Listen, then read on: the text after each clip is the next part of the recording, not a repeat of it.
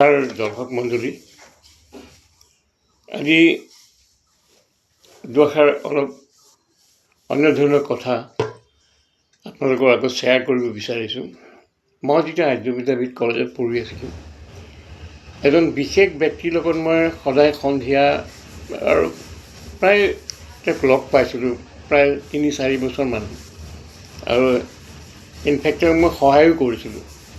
সেই সময়ত তেওঁ হোটেল এম্বেচাডৰ বৰ্তমান আড্ডা মাৰিব গৈছিল। তাত মই অসমৰ বিখ্যাত মানুহক লগ পাইছিলোঁ, যেনে প্ৰকাশন পৰিষদৰ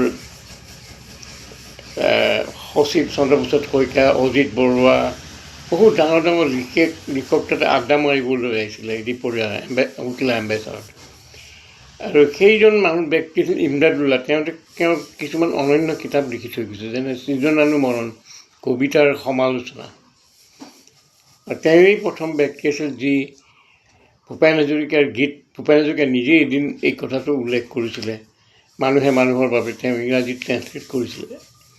আৰু নিৰ্মল প্ৰভা বৈদ্যনাথৰ বাইদেউৰ কবিতা এইবোৰ তেওঁ ট্ৰেন্সলেট কৰি পেলাই অক্সফৰ্ডত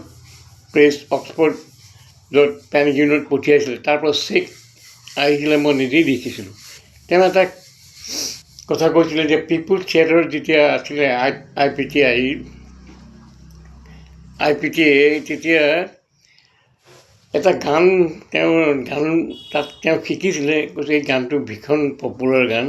সেই গানটো একচুৱেলি এটা বাংলাদেশী বেংগলী গীত, লোকসংগীত। আৰু মোৰ বন্ধু ফ'কল'ৰৰ হেড অফ দ্য ডিপাৰ্টমেণ্ট আছিল গুৱাহাটী ইউনিভাৰ্চিটিৰ কিশোৰ ভট্ট, তেওঁ কৈছিলে যে এই গীতটো ভায়া গীত, মানে এইটো বিখ্যাত গীত। মই গীতটো গাই অলপ আপোনালোকক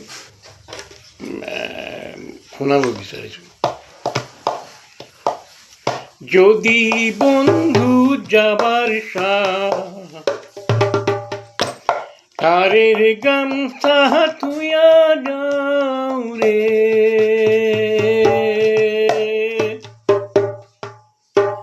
যদি বন্ধু যাবার ঘরের গামছা তুইয়া যাও রে, ও বন্ধু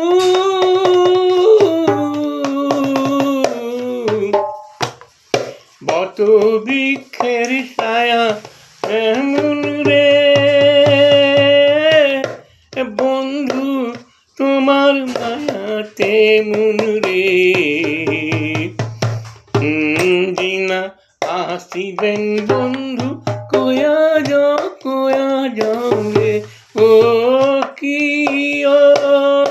ওর কাজল ভোমরা রে,